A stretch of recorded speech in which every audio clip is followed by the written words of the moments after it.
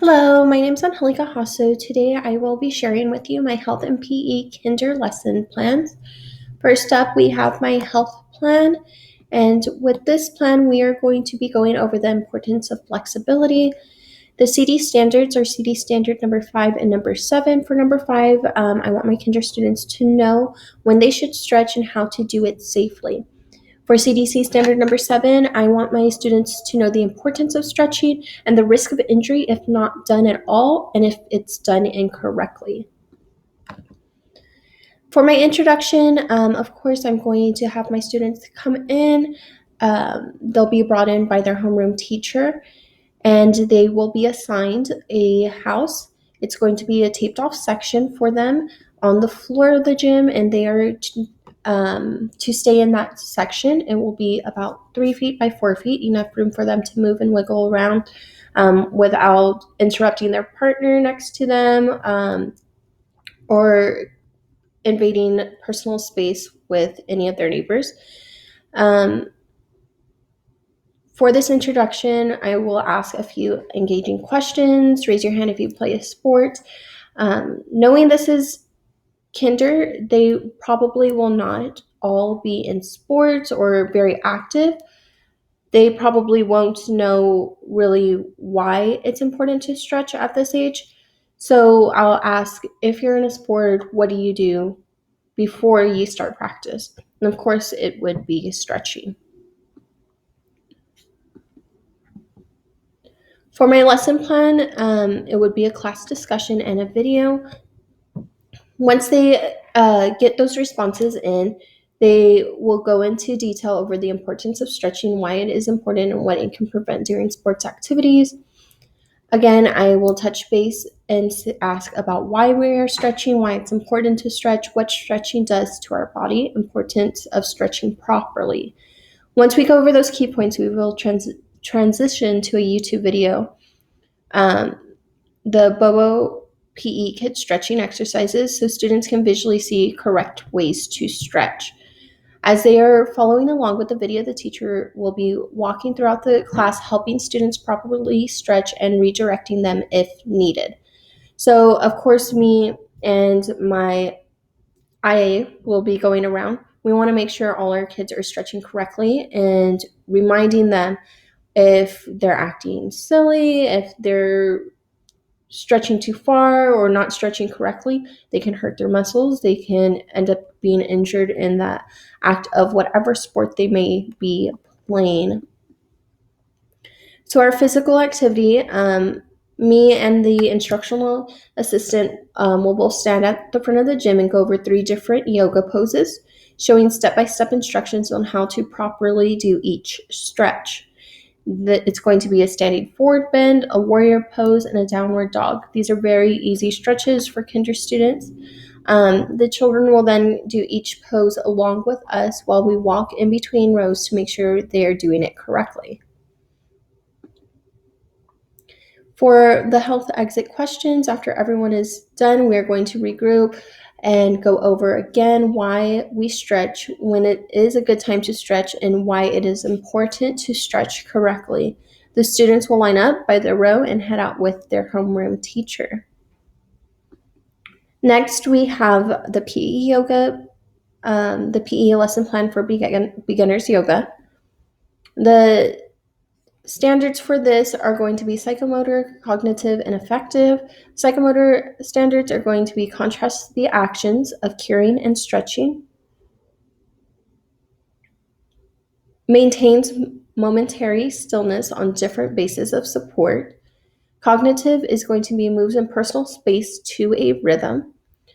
And affective is going to be identifies active play opportunities outside physical education class, participates actively in physical education class. So for this, we are going to do an introduction. Everyone will be seated. The teacher will do a refresher over the last class that we had. And it would be touching base on stretching and why it is so important to stretch. And then we'll go over, has anybody been practicing or stretching at home and would like to show your friends how to stretch?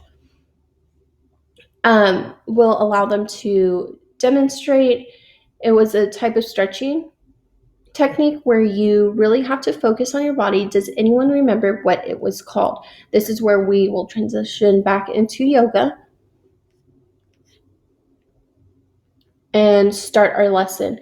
For our lesson, the equipment we are going to need are yoga mats for each student, a radio so we are able to play soft music, calm music, a bell instead of a whistle. I feel when you are doing specific lessons, you have to have all the right equipment, and using a bell is softer and easier on the student while they're already in a yoga mindset, a calm mindset, instead of a very loud whistle. So, lesson plan part 1, the yoga cool down. So, the students will begin by listening to the music playing on the radio. They'll lay there flat on their mat in their little house, um, and let their mind calm down. They'll listen to their breathing. They'll do a few deep breaths, and then I will ring the bell softly. And the transition question would be, how are we feeling? We'll go over how they're feeling, and then we will all follow along a yoga video. So here you can see that this is the way our students would be set up in their little houses. The yellow highlighted area are their houses. The deeper gray rectangles are going to be their yoga mats here. And this red section is going to be the teacher's area. This is going to be the radio right here. And then this is going to be the mat rack. This is the video that they will be following along, and I'll show y'all a little bit of it.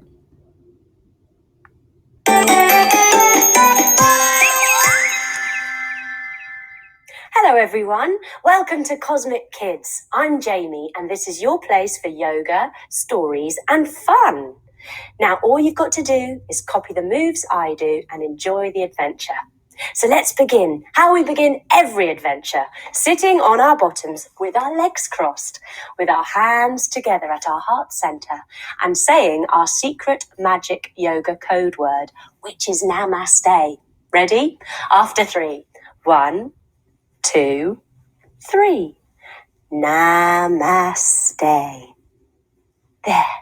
Now we're ready to begin. And today we're off down. So I feel it's very important for them to be able to see also the different ways you can do yoga. It's not going to be just me teaching them. They can also learn how to do it through YouTube. If they have something at home to get on the internet with, they can access it that way as well. And I feel it's important for them to know that. Sorry. Okay, and then the lesson plan part 2, after we do the group yoga, students will reposition themselves into a circle around the gym. Here I have the layout of it, and they will be in a circle. I will be right here in the middle, and then we will do group yoga. We will do a series of different yoga poses, including the mountain pose. We can do the hands up pose, forward fold, upward dog, downward dog, forward fold, and rise. So these are the ones we would do. The conclusion, students are asked to continue practicing at home. I really like to make a school to home connection, get parents involved to make sure that they are aware of what their children are doing in the classroom. So here is the letter that's sent home. Basically, it is going to be what we are going to go over the next class. In the next class, we are going to do a yoga dance. So students have the opportunity to look at that yoga dance on YouTube prior to the next class and get to be familiar with how the dance works. And that's something they can do with their parents to bond at home. And then these are my references. Thank y'all so much.